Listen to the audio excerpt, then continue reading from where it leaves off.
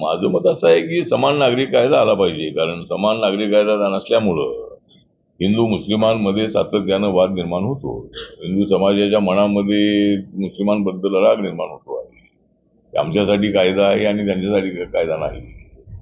आणि त्यामुळं आपण थोडंसं हिंदू मुस्लिमान एकत्र आणण्यासाठी समान नागरी कायद्याची आवश्यकता आहे. आणि तो कायदा मुस्लिमांच्या विरोधामध्ये नाही, उलट मुस्लिमांचं पॉप्युलेशन थोडं कंट्रोल करण्यासाठी, मुस्लिमांची आर्थिक उन्नती होण्यासाठी त्याची नितांत अशी आवश्यकता आहे. त्यामुळे समान नागरी कायदा जर आला तर आपण आता जसं फॅमिली प्लॅनिंगच्या माध्यमातून अनेक कुटुंबामध्ये आता पूर्वी तर 10-10, 12-12, 14-14, 15-15 मुलं व्हायची.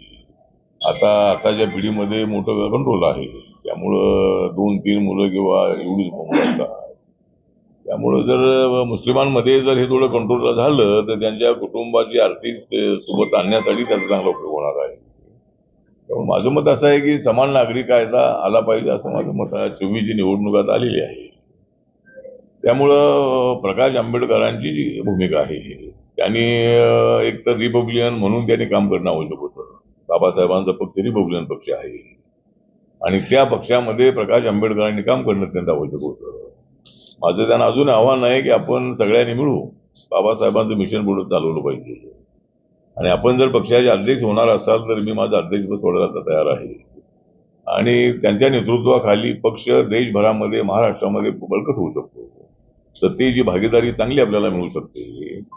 तर ते एक त्यांना आमची नम्र विनंती आहे की आपण त्याचा विचार करावा आणि वंचित बहुजन आघाडी जी आहे ती बरखास्त करू. त्यांनी रिपब्लिकन पार्टी ऑफ इंडियामध्ये यावं.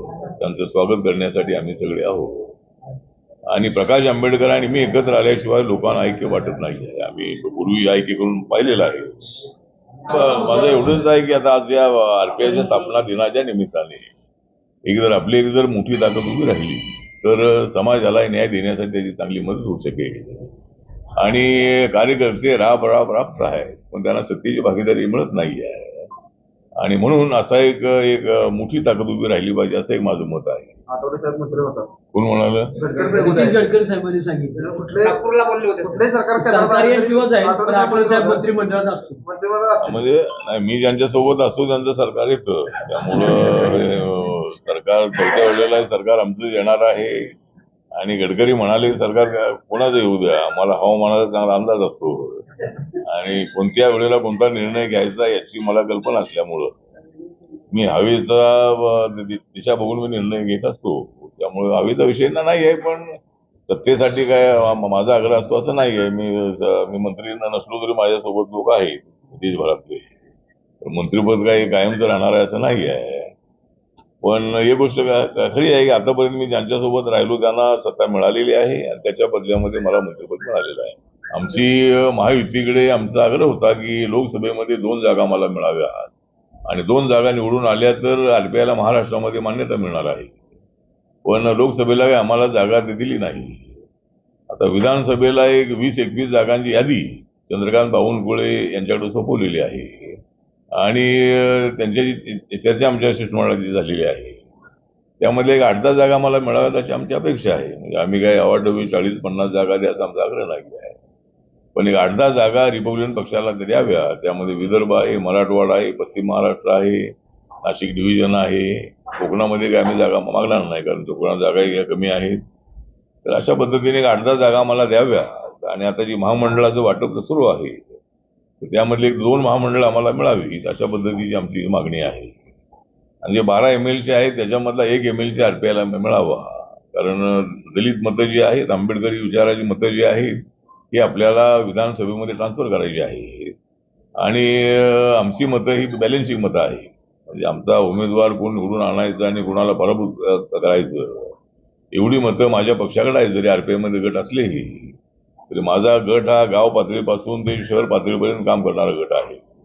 त्यामुळं रिपब्लिकन पक्षाला एक संधी 8-10 जागांवरती द्यावी असे आमचा आग्रह आहे. महिन्यापूर्वी नाराजी व्यक्त केली होती की घटक पक्षांना महायुतीमध्ये व्यवस्थित स्थान दिलं जात नाही. त्यामध्ये आता स्थान दिलं जात नाही म्हणजे आता आमचे पक्ष छोटे पक्ष आहे. तर 3 मोठे पक्ष आल्यामुळं आमचं पक्षाकडे त्यांचं दुर्लक्ष असं नाही आहे.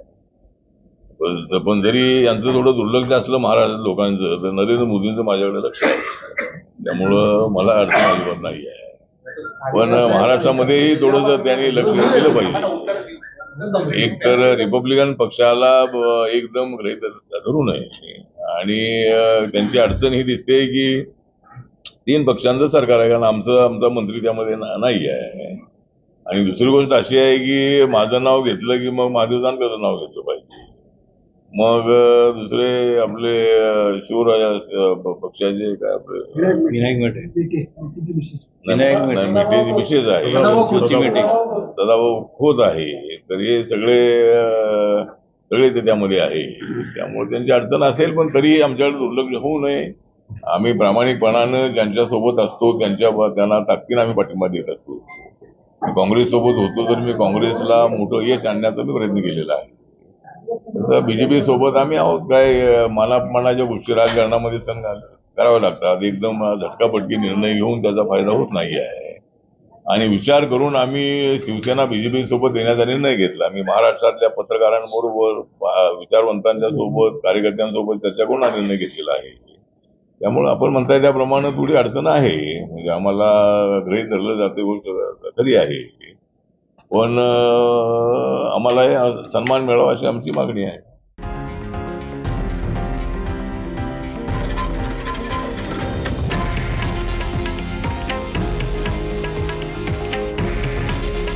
हे आहे देशातील नंबर 1 न्यूज नेटवर्क आणि आपण पाहत आहात TV9 मराठी.